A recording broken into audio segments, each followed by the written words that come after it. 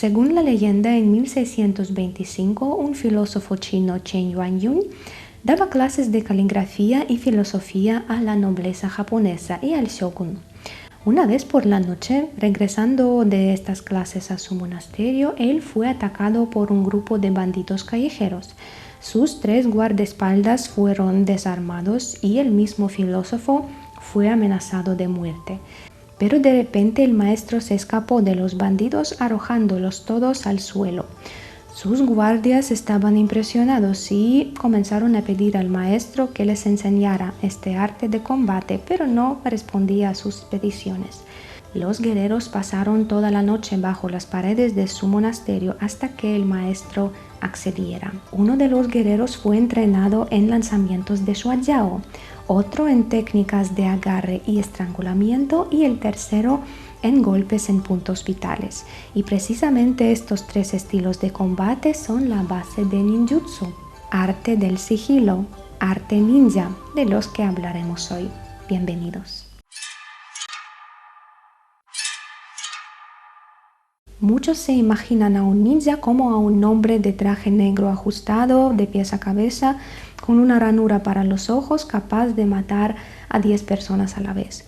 Pero en realidad los ninjas nunca usaron trajes negros ajustados, es un privilegio de Gatúbela, y tampoco peleaban con 10 personas a la vez. Su tarea principal fue evitar peleas, matar a una persona o obtener información importante y alejarse sin que nadie se diera cuenta. Además, en Japón los ninjas nunca se llamaron ninjas, se llamaron shinobi no mono, que significa hombre escabullido. Y ninja es una traducción china de estos jeroglíficos que se hizo famoso ya en el siglo XX. En general, las historias y las leyendas sobre los ninjas nos han llegado de las profundidades de los siglos y en una forma muy escasa. Incluso tenemos más datos históricos y más testimonios de los asesinos, el episodio sobre los cuales ustedes han mirado increíblemente bien. Pero se sabe muy poco sobre los ninjas, parece que tuvieron éxito en su arte de conspiración y sin embargo sí que se sabe algo. ¿Por dónde empieza la historia de los ninja? Se cree que sus clanes como tales comenzaron a formarse más o menos al mismo tiempo que el estamento de los samurái entre el siglo IX y XII. Las sectas de los ermitaños de montaña, conocidos como Yamabushi, del siglo VIII, se consideran sus arquetipos. Estos eran los monjes que se establecieron en las montañas, ahí construyeron sus monasterios budistas y se dedicaban a las prácticas filosóficas y espirituales. Eran excelentes curanderos, bien versados en la recuperación de tierras y también practicaban artes marciales para defenderse de los bandidos. Los campesinos que viven también en las montañas empiezan a utilizar los servicios de los monjes. Estos les enseñan cómo cultivar la tierra para que produzca más cultivos, los curan. También fueron conocidos entre la gente por sus habilidades místicos y sus conocimientos de lo oculto. Y al mismo tiempo los campesinos absorben su filosofía y sus habilidades de combate y poco a poco estos monjes se convierten en personas muy veneradas y increíblemente respetadas. Con el tiempo, las habilidades de combate de estos monjes atraen la atención de los señores feudales locales. ¿Por qué? Porque al igual como todo el mundo medieval del occidente, en el este Japón del siglo IX también es un estado fragmentado. No hay ninguna autoridad central y cada señor feudal local está en guerra constante con su vecino. Y en estos conflictos bélicos, al igual que los seguidores de Hassan ibn Sabah al otro extremo de la tierra, los japoneses recurren a la ayuda de los exploradores, saboteadores y asesinos a sueldo. Y en Japón, este nicho está ocupado por los ninjas. En general, ¿qué es Japón en este momento? A partir del hecho de que es un principado fragmentado, también es una sociedad de clases, hay estamentos. En la parte superior, por supuesto, están los samurái. Estos eran las personas que podrían matar a cualquiera que los mirara mal, sin incurrir en ningún castigo serio por ello. Más abajo están artesanos, campesinos y comerciantes. Y en la parte inferior está la clase llamada Kinin, que incluía actores, magos, mendigos, cortesanas, y ahí es donde están los ninjas. Pero ¿por qué a diferencia de los samuráis, los ninjas son la clase más baja de la gente? Porque los samuráis tenían un código de honor, no eran asesinos, no eran espías, no podían matar a un hombre por la espalda ni tampoco se dedicaban a sabotear. Y para todas estas tareas necesitaban a una persona, digamos, deshonesta. Y estas personas deshonestas eran los ninjas. Ellos están dispersos por todo el país, pero aún así su mayoría vive en las regiones montañosas de Iga y Koga. Era el terreno de difícil acceso, lo que en particular convirtió a la provincia Iga en la más independiente hasta el siglo XVI, cuando fue sometida por un samurái destacado llamado Oda Nobunaga, que dedicó su vida a unir el país. Los ninjas viven en aldeas separadas, se hacen pasar por campesinos y artesanos y sus vecinos no saben quién realmente son, por lo que en ninguna de las crónicas históricas se registraron referencias directas a ellos, porque no se distinguían de los aldeanos comunes. Con cada siglo siguiente, la cantidad de los clanes ninja crecía y en el siglo XVI ya existían alrededor de 70 clanes. Y en esa época las guerras feudales están en su momento álgido, lo que provoca el apogeo de la actividad de espionaje de los ninja, por lo que todas las leyendas y todos sus nombres que conocemos también pertenecen a este periodo de tiempo. A veces los clanes ninjas se reponían con los llamados Ronin, los guerreros que por alguna razón perdieron a su amo y se convirtieron en samuráis vagabundos. Los mismos Ronin que fueron utilizados activamente por la Compañía Holandesa de las Indias Orientales en sus tierras conquistadas en Indonesia, de lo que hablamos en el episodio sobre Bok, la corporación sangrienta. ¿Cómo educaban a los ninjas? La educación comenzaba en la cuna. Esta fue suspendida de las vigas del techo de la vivienda y en algún momento los padres, meciendo al bebé, comenzaban a balancearlo un poco más fuerte, de modo que golpeara las paredes.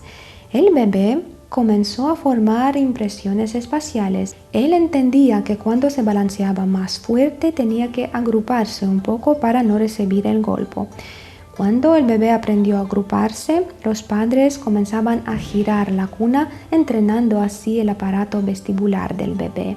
Luego el bebé aprendía a nadar. Se cree que los niños ninjas a sus 3 años nadaban mejor que caminaban. Se sumergían bajo el agua a una profundidad bastante grande y permanecieron ahí durante cierto periodo de tiempo, por lo cual más tarde se sentían muy cómodos bajo el agua, esperando a un enemigo y respirando a través de un largo tubo de bambú.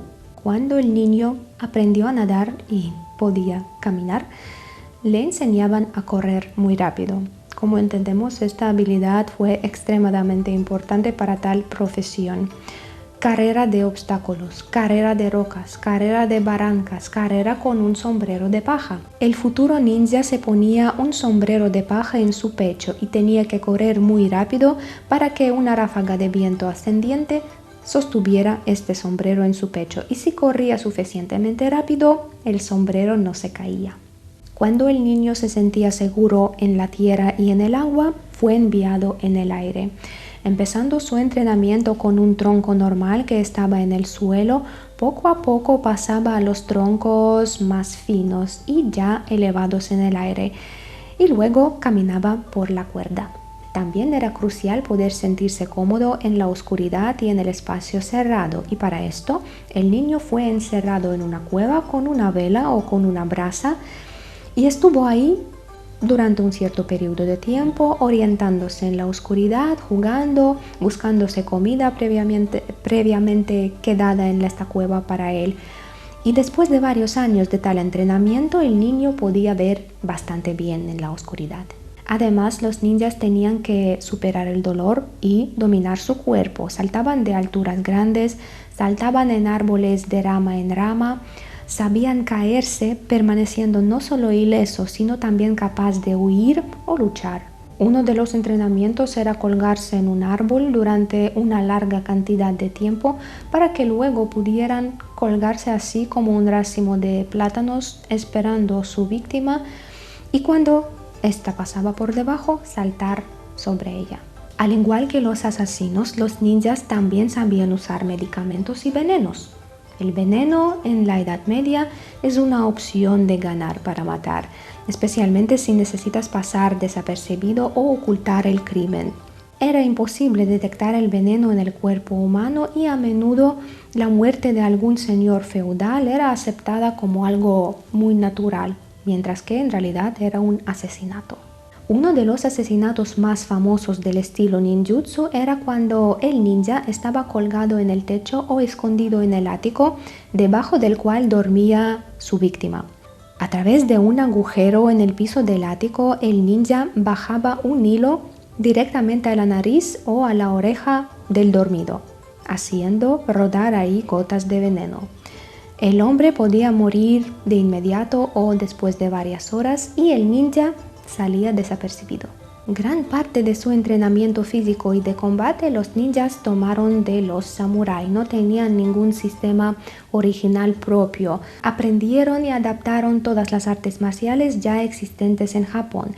Pero también se cree que prestaron mucha menos atención al combate cuerpo a cuerpo de lo que se dice en las películas. Después de todo, el entrenamiento serio en las artes marciales implica cambios en la apariencia, desenmascarando así al espía, por lo que los ninjas se centraron más en las técnicas de ataque sorpresa, a corta distancia, utilizando armas escondidas en lugar de un estudio profundo de las artes marciales.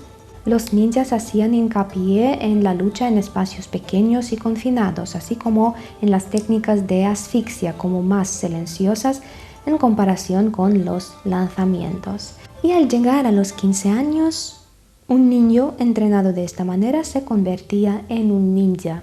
Su alma y su cuerpo estaban listos y sus habilidades eran suficientes para cumplir tareas de cualquier complejidad. Como ya he dicho, los ninjas no peleaban con 10 personas a la vez. En general no peleaban. Su tarea principal era obtener información o un mapa o un esquema de movimiento de tropas, matar a alguien y escapar discretamente. Y pasar desapercibido era importante no solo por algún principio. Los ninjas se consideraban una casta que entró en un trato con las fuerzas oscuras y por eso cada persona en Japón consideraba su deber a destruir a estos demonios. Por lo tanto, los ninjas usaban máscaras y en una situación desesperada debían desfigurar su rostro más allá del reconocimiento para que su identidad no fuera reconocida y su clan no fuera revelado. Un asesinato brutal de ninja era alentado. Por ejemplo, cuando un samurái debía ser ejecutado, se le daba el derecho de hacer harakiri. Ninja no tenía tal derecho. Lo servían en aceite y a menudo sus cadáveres eran colgados en la pared del castillo porque así los ricos feudales mostraban a todo el mundo cuántos intentos de su asesinato ya se habían evitado. Entonces, ¿qué vestimenta tenían los ninjas para ocultar su identidad? Ya hemos descubierto que no llevaban trajes negros ajustados. De hecho, el traje negro ninja vino del teatro japonés llamado kabuki. Ahí, un hombre vestido de negro interpretaba el papel de alguien al que el espectador no debía ver. Y como ninja también es alguien al que nadie debe ver, esta imagen se fijó en la cultura y se trasladó a las películas de acción de Hollywood. En realidad, el traje ninja era lo más parecido posible a la ropa normal. Era holgados, lo que permitía ocultar mucho dentro, y por lo general tenían tonos marrones, grises oscuros, cenicientos. Eran estos colores que le permitían a ninja camuflarse con el entorno nocturno, mientras que el color negro en realidad, al contrario, se destacaba en estas condiciones. A veces los ninjas usaban cota de malla, pero las usaban rara vez porque impedía movimiento y hacían sonidos. Y el arma principal de cualquier ninja es el silencio. Como tocado, durante el día se usaba un sombrero campesino de paja o de mimbre, detrás del cual no se veía el rostro y gracias al cual el ninja parecía un campesino. A veces se insertaban láminas de metal afiladas en este sombrero y así se convertía en un arma peligrosa. Y por la noche el ninja se ponía una cogulla que ocultaba la mitad del rostro o dejaba a los descubiertos solo los ojos. El equipo ninja incluía 6 cosas obligatorias. La primera cosa era el sombrero de mimbre del que ya hemos hablado. Ocultaba el rostro y podía convertirse en un arma homicida. La segunda cosa obligatoria era una cuerda para escalar con 3 o 4 picos de metal conocidos como kaginaba. Había varios tipos diferentes para trepar por las paredes, para colgarse del techo, esperando a una víctima o escuchando información a escondidas. Aquí es importante tener en cuenta que los ninjas elegían moverse por las paredes o por el techo por una razón específica. En la mayoría de las casas de Japón, los pisos crujían mucho. Eran hechos tan ruidosos adrede para advertir de cualquier peligro que llegara por la noche. Y por eso los ninjas se movían aferrándose a las paredes o al techo. La tercera cosa es un tintero y una caja de lápices para pincel, porque para niños espías era muy importante anotar información o dibujar un mapa y llevarlo a su cliente. La cuarta cosa eran los medicamentos y los venenos, porque nunca sabes cómo tendrás que matar a tu víctima y el veneno era la forma más imperceptible de matar. El quinto elemento importante es un contenedor con brasas para poder encender un fuego en cualquier momento. Y el sexto elemento es una toalla. La toalla es elemento bastante importante porque en una habitación con humo se convierte en un respirador y también se puede usarla para vendar una herida o para hacer un torniquete. ¿Qué armas usaban los ninjas aparte de los venenos? Dado que los ninjas se disfrazaban de campesinos, sus armas principales a menudo eran herramientas agrícolas. Por ejemplo, una hoz unida a una cadena que a su vez estaba unida a un peso de metal. Con esta herramienta los campesinos molían el trigo y la presencia de tal campesino con esta herramienta no causaba muchas sospechas, mientras que con esto se podía matar a un hombre en 5 segundos. Otras armas populares eran manoplas de hierro y anillos con púas que se ponían en los dedos. En tiempos de paz los llevas con púas dentro y cuando tienes que usarlos, giras el anillo y golpeas al enemigo. A veces tal púas contenían el veneno. En general, los ninjas usaban todo el tipo de objetos con un extremo puntiagudo. Por ejemplo, un bolígrafo ordinario, moderno. Si lo cogemos así, ya es un bolígrafo de combate, bastante serio. Con la habilidad y la fuerza adecuadas, con esto se puede quitar el ojo de un hombre.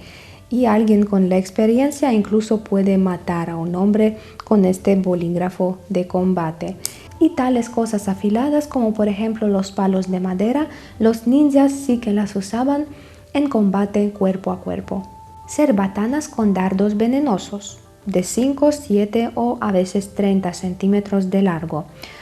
Con esto escupían espinas envenenadas y también a través de esos tubos podían respirarse bajo el agua. Los ninjas sabían usar arcos y fueron unos de los primeros en usar arma de fuego. Cuando las armas de cañón largo comenzaron a llegar de China y luego de Europa, los ninjas aprendieron habilidades de francotirador y disparaban a una distancia de hasta 600 metros, lo que para esa época era bastante lejos. Es decir, los primeros asesinatos por encargo de francotiradores en Japón fueron cometidos por los ninjas. Parece que también fueron primeros en Japón en usar pólvora porque hacían granadas. Tomaban una ánfora de arcilla, vertían ahí pólvora y una mezcla de elementos dañinos tal bomba se explotaba, los elementos dañinos se dispersaban y golpeaban al enemigo. También existían bolas de pólvora que les permitían a los ninjas desaparecer mágicamente. El ninja lanzaba tal bola bajo sus pies. Tal bola se explotaba envolviéndolo en humo y el ninja huía. Y finalmente, el arma ninja más popular por supuesto gracias a las películas, es shuriken. Estos eran estrellas ninja de diferentes tamaños y formas que podían ser lanzados como un cuchillo a larga distancia y como mínimo causar heridas graves. Se escondía muy bien en la ropa y en realidad era un arma bastante seria. La gente que sabía usarla podía causar lesiones muy graves. Los ninjas se disfrazaban muy bien, pero también tenían que enmascarar su arma y este arte lo conocían muy bien. Hoy es un comerciante gordo, mañana es un anciano empobrecido con un palo. De repente este palo se abre, aparece una cuchilla afilada, el anciano golpea a un enemigo y se va cojeando. Así era el arsenal de los ninjas. Es importante decir que no solo los hombres podían ser ninjas, sino también las mujeres. Se llamaban kunoichi y se entrenaban de manera un poco diferente. Como regla general, su arma principal era la belleza, el encanto y el ingenua, porque digan lo que digan los feministas, la fuerza física de la mujer siempre es inferior a la del hombre. Pero a veces estas cualidades demostraban ser mucho más efectivas que la fuerza bruta, especialmente si necesitas obtener información. El entrenamiento de las kunoichi se relacionaba principalmente con la manipulación, con la intuición y con la psicología. También estaban bien versados en venenos, llevaban anillos con púas y tenían abanicos con extremos puntiagudos de metal. Recibían el entrenamiento básico en el sistema ninjutsu, dominando los artes marciales, pero se centraban más en golpear puntos específicos en el cuerpo humano y empleaban estas habilidades solo como último recurso cuando existía la amenaza de su captura. Curiosamente, el famoso masaje shiatsu se origina de ahí porque presionando los puntos específicos se puede curar a la persona o matarla. Además, las futuras kunoichi debían aprender a controlar sus sentimientos para no perder la meta enamorándose del hombre al que debían suceder. En general, se hacían pasar por geishas, por cortesanas, por monjas budistas, por campesinas o por criadas. La representante más famosa de las kunoichi fue Machizuki Tayomi. Ella sirvió al clan Takeda y mantuvo una red de clubes masculinos donde trabajaban las kunoichi profesionales. A sus pupilas, Machizuki Tayomi les enseñaba bellas artes y poesía, haciéndolas pasar por geishas. Y naturalmente en estos clubes los hombres vivían y hablaban con las chicas y esas chicas recibían la información que ningún hombre podría obtener. Los samuráis que reconocían a una de las mujeres kunoichi la entregaban de inmediato a su guardia. Esta la violaba y solo entonces la mataba. Por lo tanto, para evitar tal destino, en el momento de su exposición, las kunoichi cometían suicidio. Hablando de la historia de los asesinatos, principalmente nos han llegado solo leyendas. En las crónicas históricas y en los documentos no se mencionan casos específicos de la actividad de un ninja en particular. Sin embargo, a menudo se mencionan asesinatos de samuráis sin presencia de ninguna evidencia que pueda indicar al autor, y muchos de tales asesinatos se atribuyen a los ninjas. Por ejemplo, una noche del año 1540, un samurái llamado Fugashi fue asesinado en su castillo junto con sus guardias. Sorprendentemente, todas las puertas del castillo estaban cerradas por dentro y cuidadosamente vigiladas, y la guardia externa no había notado ningún extraño durante toda la noche o el día antes del asesinato. Y además la fortaleza estaba rodeada de altos muros y de un foso profundo. El asesinato permaneció sin resolver y generó muchos rumores de origen sobrenatural. Pero más tarde, los historiadores supusieron que, teniendo en cuenta las habilidades de los ninjas, uno de ellos podía cruzar el foso, cavar un túnel al castillo del samurái, matarlo y volver, pues escapar del mismo modo. Y los rumores de los espíritus asesinos se explicaban por el hecho de que cualquier ninja podía acabar con cualquier guardia simplemente clavándole una aguja con veneno y luego sacándola. La víctima podía morir instantáneamente o después de varios días sin ninguna razón aparente. Se registró otro asesinato similar. Las víctimas fueron el samurái Shogumi y 2 de sus guardias. Se dirigían a Kioto. El camino pasaba por el bosque y en algún momento, en uno de los tramos en la curva, sus guardias doblaron la esquina. Luego la dobló el samurái y en un par de minutos su séquito hizo lo mismo. Y cuando su séquito los alcanzó, ellos vieron que estos 2 guardias ya habían sido decapitados, permaneciendo sentados en sus caballos, y el samurái estaba colgado de una rama de abeto que se inclinaba sobre la carretera. Parece que este asesinato fue cometido en un par de minutos y a pesar de la búsqueda apresurada, el asesino nunca fue encontrado, y este asesinato también se atribuyó a la actividad de los ninjas. La muerte de uno de los daimyos muy destacados de Japón, llamado Uesugi Kenshin, inicialmente también se atribuía a la actividad de los ninjas. Kenshin fue un hombre muy poderoso y cuidadoso, tenía una seguridad bastante seria. Matarlo era casi imposible. Unos días antes de su muerte, él se quejó de fuertes dolores intestinales y posteriormente se especulaba de que había sido atacado cuando estaba en la letrina. Según la leyenda, justo en el momento crucial, un ninja que estaba dentro de la letrina le clavó una lanza fina en el ano. Pero este mito fue desmentido por el diario de Kenshin, en el que él mismo, un mes antes de su muerte, describía los síntomas muy parecidos a un cáncer de estómago, un padecimiento bastante popular en Japón. Así que hoy en día los historiadores piensan que su muerte no tuvo nada que ver con la actividad de los ninjas. Uno de los nombres ninja que sabemos fue el de Ishikawa Goemon, un Robin Hood japonés. Vivió en el siglo XVI, mataba y saqueaba a los ricos y distribuía el botín a los hambrientos. Decían que permanecía vivo en terribles batallas y una vez saltó de la torre más alta del monasterio sin dañarse.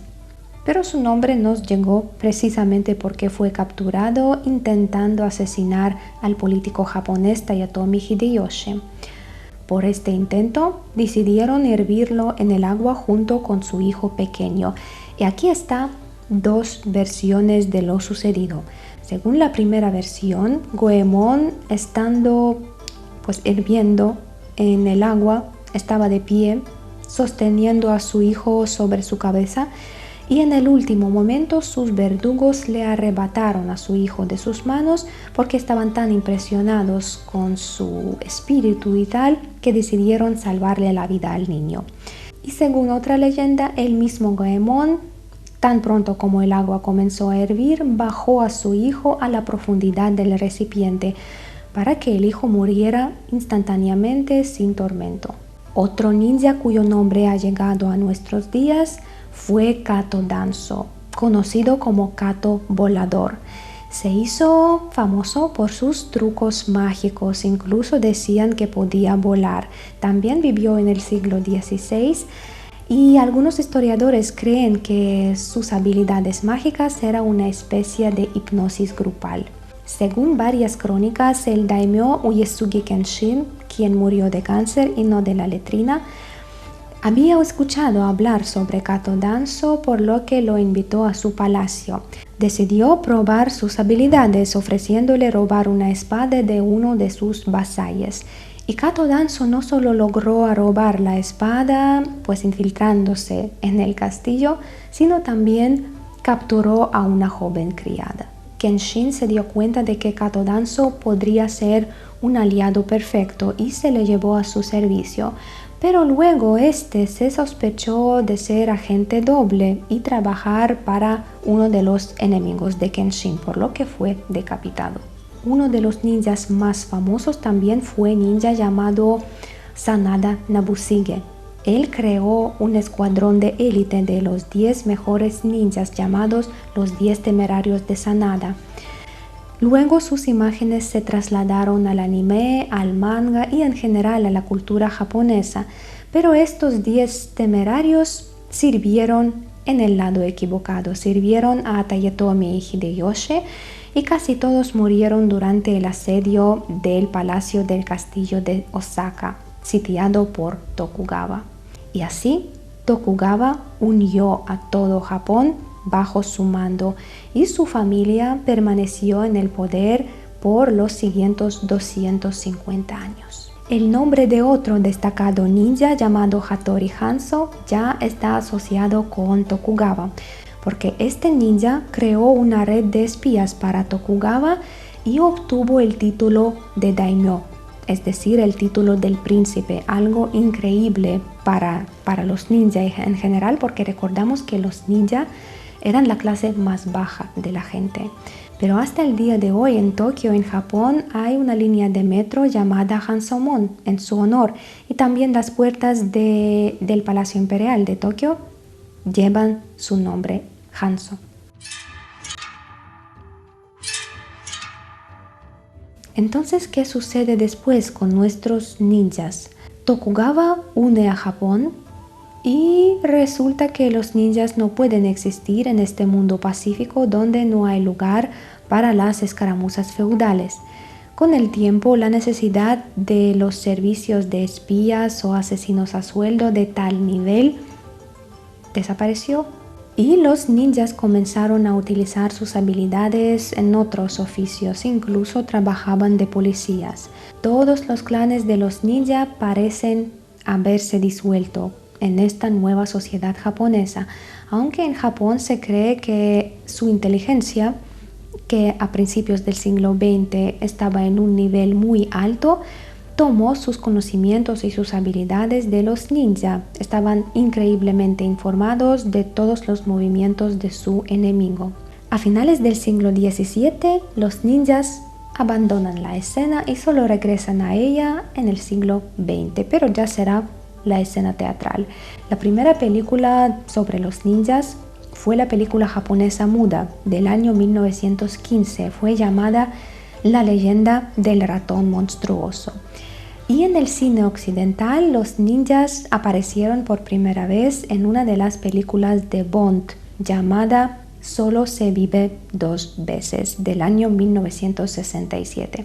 Y después de eso, una verdadera manía ninja comenzó en la década de 1980, cuando se crearon una gran cantidad de películas y videojuegos sobre los ninjas. La mayor fuente de la información sobre los ninjas fue la obra titulada Mar donde convergen los 10.000 ríos, escrita en 1676. Son 10 gruesos libros que describen las tradiciones y técnicas de las escuelas de las regiones de Iga y Koga y también incluyen información sobre la estrategia militar, sobre la astrología y sobre la filosofía de los ninjas.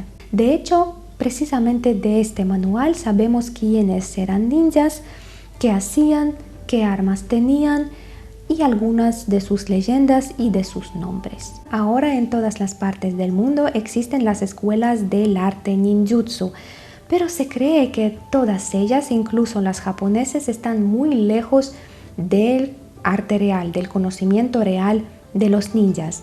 Se cree que están enfocadas más en la imagen popular de los ninjas que en su conocimiento, pero tal vez sea lo mejor. Tal vez deberíamos centrarnos en el conocimiento para crear y construir la vida en lugar de destruirla. Gracias por ver los episodios históricos y hasta la próxima.